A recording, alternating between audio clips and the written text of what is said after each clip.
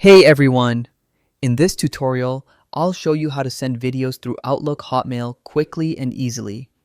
Let's get started. Open your web browser and go to the Outlook login page. Click the sign in button and enter your email address and password. If you've forgotten your password, use the Forgot Password link to recover your account. Once signed in, you'll be taken to your Outlook homepage. Next, click the New Mail button in the top left corner.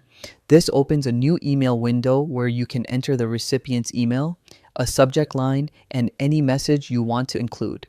Since large video files may exceed email size limits, it's best to use OneDrive. Click the attachment icon, choose OneDrive as the source, and select your video. If your video isn't already in OneDrive, open OneDrive in a new tab, upload your video, and then attach it in Outlook.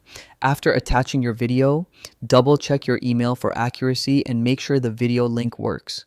Once everything looks good, click Send at the bottom of the email window.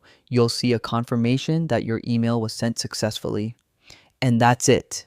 You've successfully learned how to send videos through Outlook Hotmail. Sharing your important videos has never been easier. Thanks for watching and happy emailing.